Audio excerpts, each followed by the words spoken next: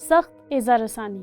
ثقافتی حالات میں خدمت کرتے وقت جہاں لوگ خوشخبری کے خلاف مزاحمت کر سکتے ہیں، ہمیں مسیح کے دکھوں کے ساتھ شناخت کرنے کے لیے تیار رہنا چاہیے۔ میں مشل ہوں۔ تمام رسولوں میں سے مجھے یقین ہے کہ پولس نے مسیح کے دکھوں کی نشاندہی شدید کسی بھی رسول سے زیادہ کی۔ اب ہم وہ سب کچھ نہیں جانتے جو دوسرے رسولوں کے بارے میں جاننے کے لیے ہے۔ ہم جانتے ہیں کہ یعقوب، جو کہ یوحنا کے بھائی زبدی کے بیٹوں میں سے ایک تھا، جلد ہی شہید ہو گیا تھا، اور ہم اس کے بارے میں اعمال کی کتاب میں پڑھتے ہیں۔ ہم روایات سے جانتے ہیں کہ پطرس کو غالباً روم میں انتخاب کے ذریعے الٹا صلیب پر مصلوب کیا گیا، کیونکہ وہ مسیح کی طرح سیدھی صلیب لینے کے لیے خود کو اس قابل نہیں سمجھتا تھا۔ اس خاص عزم کی شرائط پر یقین کرنا مشکل ہے، لیکن ہم پولس کے بارے میں بہت کچھ جانتے ہیں۔ دراصل ہم جانتے ہیں کہ خداوند نے پولس پر کیا ظاہر کیا تھا اس کے مسیح کو قبول کرنے کے بعد، کیونکہ وہ اعزا رسانی کے لیے جا رہا تھا۔ حقیقت میں حنانیہ نے اس پر ظاہر کیا، کیونکہ خدا نے جب انطاکیہ میں حنانیہ سے بات کی اور کہا یہ آدمی آ رہا ہے، حنانیہ نے کہا خداوند وہ ایمانداروں کو ستاتا ہے، وہ ایمانداروں کو مارتا ہے۔ اور خداوند نے حنانیہ کو بڑا یقینی پیغام دیا جو ہمیں اعمال اس کے 9 باب اس کی 15 سے 16 آیت میں ملتا ہے۔ مگر خداوند نے اس سے کہا کہ تو جا، کیونکہ یہ قوموں، بادشاہوں اور بنی اسرائیل پر میرا نام ظاہر کرنے کا میرا چنا ہوا وسیلہ ہے۔ دوسرے لفظوں میں پالوس رسول کی ابتدائی بلاہٹ کے بعد جب خداوند نے اس سے کلام کیا تو وہ تبدیل ہو گیا۔ خدا نے اس بات کو بہت واضح کیا کہ وہ دکھوں میں سے گزرے گا اور وہ یسوع کے نام کے وسیلہ سے ستایا جائے گا۔ جب میں نے یہ دیکھا تو میں نے یسوع کے ساتھ موازنے کے بارے میں سوچا، اور یہ بہت دلچسپ ہے کہ لوکا جس نے اعمال کی کتاب اور انجیل تحریر کی، اور آپ ایک ناقابل بیان یسوع کا اور پولس کی اعزا رسانی کا موازنہ دیکھتے ہیں۔ اس لیے میں ان دونوں پر ایک ساتھ نگاہ ڈالنا چاہوں گی۔ مثال کے طور پر دونوں خدا کی مرضی کے مطابق ہوا، جو کہ بغیر کسی نتائج سے۔ اگر آپ اعمال 21 باب اس کی 14 آیت پر غور کریں، جب اس نے کہا نہ مانو تو ہم یہ کہہ کر چپ ہو گئے کہ خداوند کی مرضی پوری ہو۔ ویسے کیا یہ دلچسپ نہیں ہے؟ وہ اس کو یروشلم میں جانے سے روک رہے تھے، پھر آخر کار انہوں نے رضامندی کا اظہار کیا اور کہا ہم پولس سے اس بارے میں بات نہیں کر سکتے کیونکہ خدا کی مرضی پوری ہو۔ انہوں نے اس بات کو تسلیم کیا کہ یہ خدا کی مرضی ہے۔ اب اس کا یسوع کے ساتھ موازنے پر غور کریں۔ لوکا بیان کرتا ہے اے باپ اگر تو چاہے تو یہ پیالہ مجھ سے ہٹا لے، تو بھی میری مرضی نہیں بلکہ تیری ہی مرضی پوری ہو۔ اور یہ پالوس خدا کی مرضی کے ساتھ قبولیت تھی۔ یہاں پر ایک اور موازنہ ہے۔ جب دن ہوا تو یہودیوں نے ایکا کر کے اور لعنت کی قسم کھا کر کہا کہ جب تک ہم پولس کو قتل نہ کر لیں نہ کچھ کھائیں گے نہ پیئیں گے۔ اب یہ تب کی بات ہے جب وہ یروشلم میں تھا۔ یہ وہ ہے جس کی پاک روح نے پیشن گوئی کی تھی۔ اب 40 سے زیادہ لوگ ایسے ہیں جنہوں نے پالوس کے خلاف یہ سازش کی۔ غور کریں پالوس کیا بیان کرتا ہے۔ لوکا 22 باب اس کی 3 سے 5 آیت۔ اور شیطان یہودا میں سمایا جو کہ اسکریوتی کہلاتا اور ان 12 میں شمار کیا جاتا تھا۔ اس نے جا کر سردار کاہنوں اور سپاہیوں کے سرداروں سے مشورہ کیا کہ اس کو کس طرح ان کے حوالہ کرے۔ وہ خوش ہوئے اور اسے روپے دینے کا اقرار کیا۔ دوسرے لفظوں میں انہوں نے یسوع کو مارنے کے خلاف سازش کی۔ آپ پولس اور یسوع کی اعزا رسانی کا موازنہ کر سکتے ہیں۔ ہم موازنہ کر سکتے ہیں۔ یہاں پر ایک موازنہ ہے۔ دونوں کو غیر قوم والوں کے ہاتھ کیا گیا۔ لوکا اعمال میں بیان کرتا ہے اس نے ہمارے پاس آ کر پولس کا کمر بند لیا اور اپنے ہاتھ پاؤں باندھ کر کہا روح القدس یوں فرماتا ہے کہ جس شخص کا یہ کمر بند ہے اس کو یہودی یروشلم میں اسی طرح باندھیں گے اور غیر قوموں کے ہاتھ میں حوالہ کریں گے۔ لوکا نے یسوع کے بارے میں کیا بیان کیا؟ کیونکہ وہ غیر قوم والوں کے حوالہ کیا جائے گا اور لوگ اس کو ٹھٹھوں میں اڑائیں گے اور بے عزت کریں گے اور اس پر تھوکیں گے۔ اس لیے یسوع اور پولس کے دکھوں کے بارے میں آپ ایک اور موازنہ دیکھ سکتے ہیں۔ دونوں کو ایک مخالف ہجوم کا سامنا کرنا پڑا جنہوں نے ان کے لیے موت کا مطالبہ کیا، کیونکہ لوگوں کی بھیڑ یہ چلاتی ہوئی اس کے پیچھے پڑی کہ اس کا کام تمام کر، اور وہ موت کے بارے میں بات کر رہے تھے۔ غور کریں صلیب سے پہلے کیا ہوا۔ لیکن وہ چلا کر کہنے لگے کہ اس کو مصلوب کر، مصلوب کر، دوسرے لفظوں میں اس کا کام تمام کر۔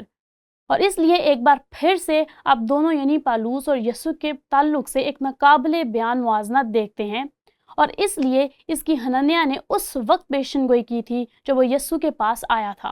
خدا نے کہا کہ میں تمہیں بتاؤں گا کہ تمہیں میرے لیے کتنے دکھ سہنے ہوں گے، اور پالوس کو اس بات کا پتہ تھا تو بھی اس نے قبول کیا۔ اور جب میں اس کے بارے میں سوچتی ہوں تو میں بس یہی سوچتی ہوں، واہ، یہ قابل تعریف صورتحال ہے۔ بے شک اب اس کا اطلاق ہم پر ہوتا ہے، شکر ہے ہم اس طرح کے دکھوں کے لیے نہیں بلائے گئے۔ لیکن پولس نے روم کی قید سے تیموتھیوس کے نام اپنا آخری خط لکھا اور اس نے کہا، بلکہ جتنے مسیح یسوع میں دینداری کے ساتھ زندگی گزارنا چاہتے ہیں وہ سب ستائے جائیں گے۔ اور یہ بے شک ہماری ماضی کی ثقافتی صورتحال سے تعلق رکھتا ہے، اور اس لیے یہاں پر اصول بیان کیا گیا ہے۔ سخت ایذا رسانی ثقافتی حالات میں خدمت کرتے وقت جہاں لوگ خوشخبری کے خلاف مزاحمت کر سکتے ہیں، ہمیں مسیح کے دکھوں کے ساتھ شناخت کرنے کے لیے تیار رہنا چاہیے۔ اور ہم جانتے ہیں کہ تاریخ بھری ہے، حتیٰ کہ آج تک انجیل کے کام کی بہت زیادہ مخالفت ہوتی آئی ہے، اور لوگوں نے حقیقت میں یسوع مسیح کی انجیل کی خاطر اپنی جانیں قربان کی۔ اب یہاں پر رد عمل اور اطلاق کے لیے ایک سوال ہے جو کہ ایک اچھی خبر پیش کرتا ہے۔ ہماری روحانی ترجیح کیا ہونی چاہیے؟ کیونکہ یہ یسوع مسیح کی پیروی کرنے کے ہمارے عزم کی وجہ سے ممکنہ ایذا رسانی کے متعلق ہے، اور واضح طور پر مجھے اس سے بہت زیادہ تسلی حاصل ہوتی ہے جو پولس نے تیموتھیوس کے پہلے خط میں لکھا جب اس نے تیموتھیوس کو اپنا پہلا خط لکھا۔ سب سے پہلے مجھے تیموتھیوس کے بارے میں کہنے دیں۔ تیموتھیوس اس وقت افسس میں تھا جب اس کو یہ خط وصول ہوا۔ پولس پہلی بار قید میں سے نکلا تھا، وہ اپنے کرائے کے گھر میں تھا، اور اس نے یہ اعمال کی کتاب کے اختتام پر لکھا، اور اس نے نئے عہد نامہ میں پہلے تیموتھیوس کے نام خط اس وقت لکھا جب وہ پہلی بار قید سے آزاد ہوا تھا۔ اور اس نے اپنے خط میں تیموتھیوس سے کہا، بس میں سب سے پہلے یہ نصیحت کرتا ہوں کہ مناجاتیں اور دعائیں اور التجائیں اور شکر گزاریاں سب آدمیوں کے لیے کی جائیں، بادشاہوں اور سب بڑے مرتبے والوں کے واسطے۔ اور وہ کس کے بارے میں بات کر رہا ہے؟ وہ بس ابھی قید سے نکلا ہی ہے۔ کون سلطنت کر رہا تھا؟ نیرو۔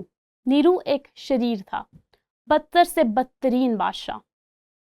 اور وہ کیا کہہ رہا ہے؟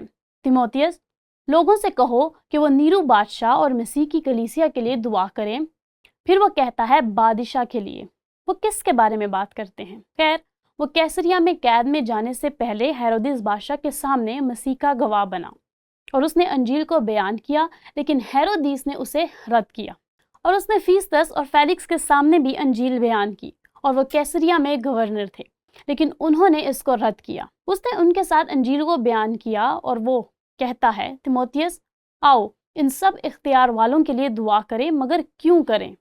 غور کریں، اس لیے کہ ہم کامل دینداری اور سنجیدگی سے امن و آرام کے ساتھ زندگی گزاریں۔ بطور مسیحی ہمارے لیے خدا کی کامل مرضی کیا ہے؟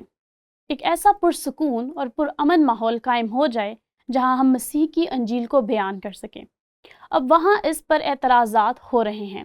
پالوس اس صورتحال میں تھا جسے ہم نے کہا کہ آج ایماندار بھی ایسے اعتراضات میں ملوث ہیں، لیکن آگے چل کر وہ کہتا ہے کہ ہمیں کیوں اس کے لیے دعا کرنی چاہیے۔ یہ ہمارے منجی خدا کے نزدیک عمدہ اور پسندیدہ ہے۔ وہ چاہتا ہے کہ سب آدمی نجات پائیں اور سچائی کی پہچان تک پہنچیں۔ دوسرے لفظوں میں پولس کیا کہہ رہا ہے؟ کیونکہ جب ظلم کی بجائے امن ہوگا تو بہت زیادہ لوگ انجیل کے پیغام کو سنیں گے۔ اب ایذا رسانی کے دوران بہت دفعہ کلیسیا بڑھی، لیکن ایذا رسانی کے بغیر نہیں اضافہ ہوا۔ چین اس کی ایک بڑی مثال ہے۔ کمیونزم کے دوران کلیسیا بڑھی اور وہاں پر لوگوں پر ظلم و ستم برپا ہوا۔ کمیونزم کے دوران بہت سے لوگوں نے مسیح میں شہادت کا رتبہ حاصل کیا، اور یہ بہت حیرت انگیز ہے کہ کیسے وہاں پر لوگوں نے گزر بسر کیا۔ لیکن تب کیا ہوا جب چین نے آزادی کے لیے مزید دروازوں کو کھولا؟ چین میں خاص علاقوں میں ایمانداروں کی تعداد میں اضافہ ہوا۔ اس لیے آپ کے پاس ایک ایسی مثال بھی موجود ہے، اور میرے لیے ایک دلچسپ بات یہ ہے کہ ہم امن کے لیے دعا کر سکتے ہیں، نہ کہ صرف اپنے سکون کے لیے ہی نہیں، بلکہ ایسے مواقعوں کے لیے جہاں پر مسیح یسوع کی انجیل کو سنائے۔ اس لیے غور و فکر کے لیے ایک سوال ہے، ہماری روحانی ترجیح کیا ہونی چاہیے؟ کیونکہ یہ مسیح یسوع کی پیروی کرنے کے ہمارے عزم کی وجہ سے ممکنہ ایذا رسانی کے متعلق ہے، اور ہم نے کلام مقدس سے اس تعلق سے بہت واضح طور پر دیکھا کہ یہ دعا ہے۔ یہ دعا ہی ہے جو ہمیں پرامن اور پرسکون ماحول قائم کرنے کے لیے کر سکتے ہیں، نہ کہ اپنے آرام اور سکون کے لیے۔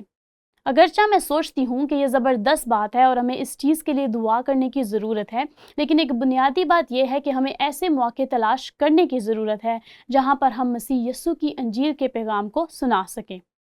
اب ہمارے اپنے ثقافت میں یہ بنیادی طور پر تاریخی لحاظ سے عبرانی مسیحی اخلاق پر قائم ہوا۔ ہم دیکھتے ہیں کہ ایک تحریک جو اس ایسی اقتدار سے میلوں دور ہے اور ہم زیادہ سے زیادہ ایذا رسانیوں کا سامنا کر رہے ہیں، ہم دیکھ رہے ہیں کہ آزادی ہم سے چھین لی گئی ہے کہ ہم مسیح کی انجیل سنانے کے قابل نہ رہیں، اور اس کے نتیجے میں ہم ایذا رسانیوں کو دیکھ رہے ہیں۔ کچھ معاملات میں یہ حکومتی قوانین اور ایذا رسانیاں ہیں، ٹاک شوز میں یہ مذاق ہے یا لطیفوں کا، لیکن ہمارے مسیحیت کے خلاف زیادہ سے زیادہ مخالفت دیکھنے کے لیے تیار رہنے کی ضرورت ہے، حتیٰ کہ اپنے ذاتی ماحول میں بھی۔ لہٰذا ہمیں اپنی بائبلی ترجیحات کی تکمیل کرنے کے لیے ناکام ہرگز نہیں ہونا۔ اس چیز کے لیے دعا کریں کہ ہم جہاں تک ممکن ہو پرامن ماحول میں رہتے ہوئے یسوع مسیح کی انجیل کو بیان کر سکیں۔